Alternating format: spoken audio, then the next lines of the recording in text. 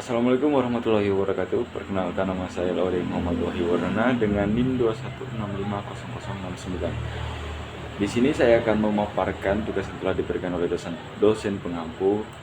Dengan tugasnya itu berdasarkan jenis-jenis kejahatan siber dan komputer yang telah dipaparkan sebelumnya ini.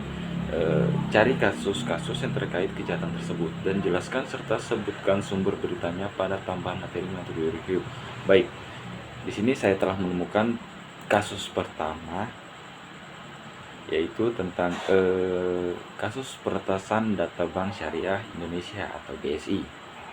Nah, di sini Direktorat Tindak Pidana Siber atau disingkat DTPD Siber dan Badan Reserse Kriminal Barreskrim Polri mulai menyelidiki kasus peretasan dan dugaan pencurian data yang dialami Bank Syariah Indonesia. Nah, sebelum peretasan itu, sistem BSI juga sempat mengalami gangguan pada 8 Mei 2023. Di sini Adi Vivi juga menjelaskan tim siber Barreskrim bersama stakeholders siber lainnya mulai bergerak di bawah kendali dan koordinasi BSSN untuk melakukan langkah-langkah mitigasi sesuai tugas dan fungsi masing-masing. Adapun dalam kasus ini memang belum ada pihak yang membuat laporan langsung ke Barreskrim. Namun, menurut Adi Vivit, pihak BSI ini akan segera membuat laporan.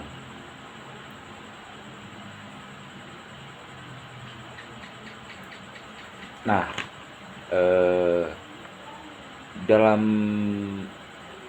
data yang bocor ini, Lockbit telah mengaku ini dicuri sekitar 1,5 terabyte data internal BSI, termasuk di dalamnya 15 juta data penggunaan BSI. Data yang bocor itu diantaranya adalah nama, nomor ponsel, alamat, saldo di rekening, riwayat transaksi, tanggal pembukaan rekening, informasi pekerjaan, dan beberapa data lainnya. Nah, data pelanggan yang bocor diantaranya adalah seperti yang disebutkan tadi. Kemudian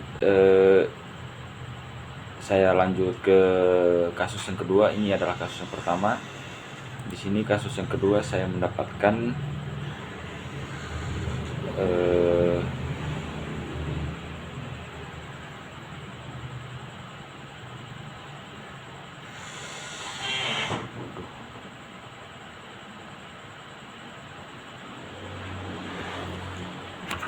data yang kedua itu saya dapat kebocoran data asuransi BRI Life.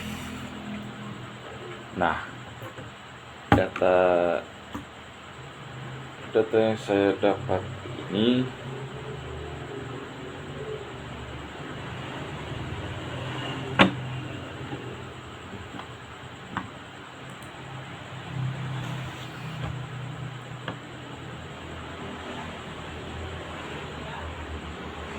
datanya di sini menjelaskan tentang kebocoran data nasabah BRI Life, bukti lemahnya proteksi dan regulasi.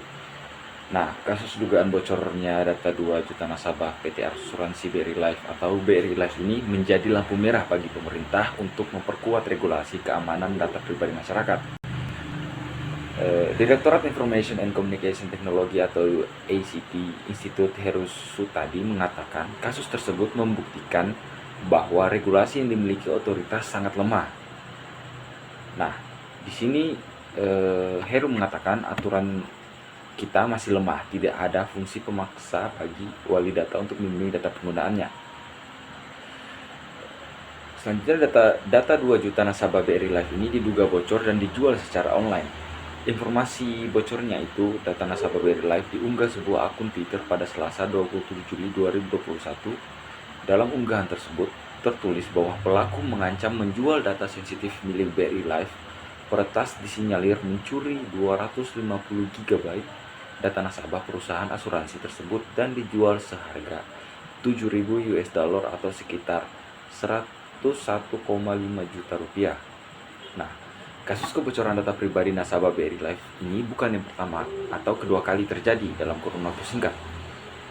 Heru mengatakan tren kebocoran data meningkat, bahkan ditemukan hampir setiap bulan berdasarkan data Kementerian Komunikasi dan Informatika. Dalam 3 tahun terakhir, terdapat 29 lembaga yang datanya dibobol. Pada Mei 2021 lalu, data 279 peserta BPJS Kesehatan bocor dan dijual di Right Forum seharga 0,15 Bitcoin atau sekitar 87,1 juta. Nah, di sini saya telah di sini link dari berita tersebut. Kemudian saya akan melanjutkan ke kasus ketiga, yang dimana kasus ketiga tersebut adalah kasus yang betul-betul membuat heboh pada tahun 2022 kemarin. Tidak tanggung-tanggung, 10 kasus kebocoran data pada tahun 2022 yang disebabkan oleh Bjorka dominan ramai-ramai bantah. Di sini menjelaskan dari 10 kasus yang tercatat, Bjorka berandil pada sebagian besarnya Kepala Badan Siber dan Sandi Negara atau BSSN. Inan Siguran menyebut kebocoran oleh Bjorka masih berintensitas rendah. Kalau dilihat kategori atau klasifikasi serangan yang bersifat pencurian data itu masih intensitas rendah sebenarnya, karena saya katakan ada sampai 3 yang bisa melumpuhkan elektronik atau infrastruktur informasi vital kita, kata dia. Nah, di sini saya akan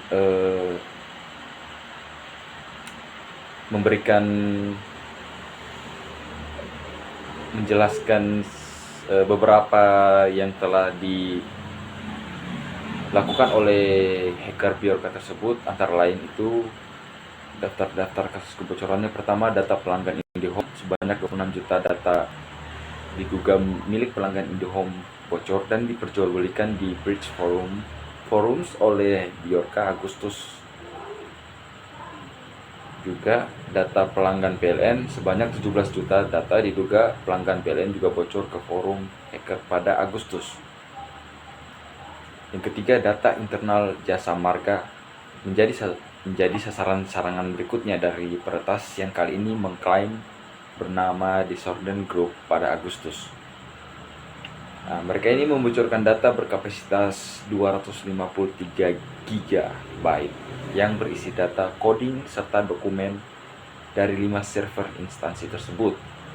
Kemudian selanjutnya ini di keempat ada data SIM card. Sebanyak 1,3 miliar data pendaftaran kartu SIM atau SIM card diduga bocor dan dijual di forum gelap pada September. Bjorka mengklaim data itu didapat dari Kementerian Komunikasi dan Informatika.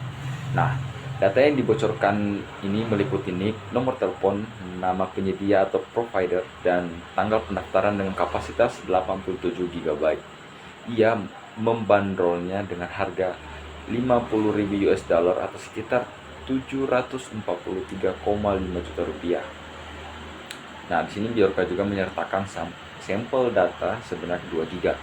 Kemudian masuk ke kasus yang kelimanya Bjorka ini, 105 juta data KPU bocor. Dan masih oleh Bjorka, sebanyak 105 juta data dijual di situs gelap Bridget.co dengan judul Indonesia Citizenship Database Forum from KPU 105M atau miliar September. Ia tak lupa menaruh logo Komisi Pemilihan Umum atau KPU ini di lapak jualnya. Nah, Bjorka ini mengklaim 105 miliar 3,428 juta data penduduk Indonesia dengan detail NIK, kartu keluarga, nama lengkap, tempat tanggal lahir, jenis kelamin, umur, dan lain-lain. Selanjutnya di sini di kasus yang nomor ke-6 oleh Bjorka itu dokumen rahasia untuk Jokowi juga bocor. Kemudian yang ke-7, doxing para pejabat juga bocor. Dan yang ke-8 ini 26 juta data Polri bocor. Yang ke-9 data My Pertamina juga bocor. Dan yang terakhir itu data Peduli Lindungi. Bisa dikata Bjorka adalah hacker yang betul-betul profesional di dalam bidang informatika, yang dimana beliau juga adalah sebagai hacker yang boleh dikata dikagumi oleh pemuda-pemuda termasuk saya. Oke, baik, sekian dari tugas yang telah diberikan oleh dosen pengampu. Saya mengakhiri dengan ucapan wabillahi taufiq wal hidayah. Wassalamualaikum warahmatullahi wabarakatuh.